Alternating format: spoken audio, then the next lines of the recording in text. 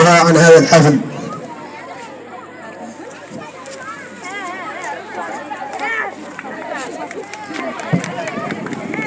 السلام عليكم ورحمة الله تعالى وبركاته. في البداية مرحب بكم كاملين، مرحب بالسلطات الإدارية الموجودة، مرحب بالقادة الموجودين معنا، السلطات الأمنية، مرحب بالوكلاء الوجهاء الموجودين معنا كاملين، مرحب بالطاقم التربوي الموجود معنا كامل. وهذه ظاهر عنها مناسبة نتشرف ان نعود موجودين فيها اليوم وقدامكم فيها اليوم، وهي مناسبة يا الله نقولوها بعدها التربوي، ونحمل من هذيك المعاني اللي الله توصلنا المستوى من التقدم على المستوى التربوي. هذا هو ولدي يا الله نعودوا رافتين معانا فيها وذيك المعاني التربوية وذكر الوطني أكيد انها لا هي لا نقول السادة الوكلاء عن العملية التربوية مثل ما أشار المدير قبل قليل.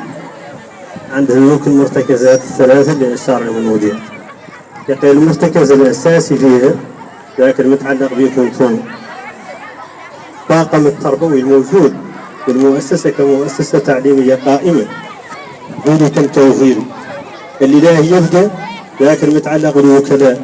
المتعلق بالوكلاء يحتاج المتابعة، يحتاج الحضور، ويحتاج المستوى من فهم عقلية التلميذ ومواكبته في العملية لياك نخرج منه ولده ابن صالح قاعد يخدم موريتاني وقاعد يوقف مستقبلا للوقفة والله يوقف خادم منها وطنه.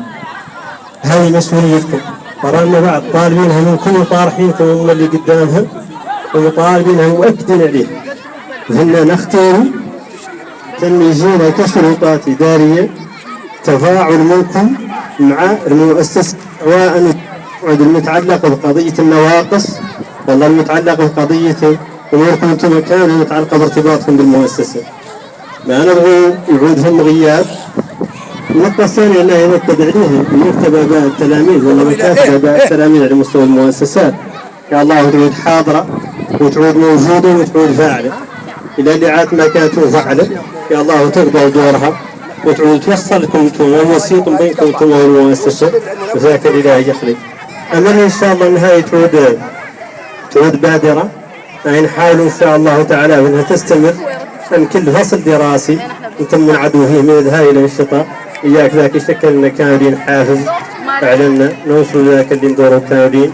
شاكركم أخيرا وشاكر مدير المدرسة ملاعينين اللي ظاهر عنه اللي موفقين انكم جابرين مدير كيف ما نحن موفقين انكم جابرين كيف مدير كيف ملاعين.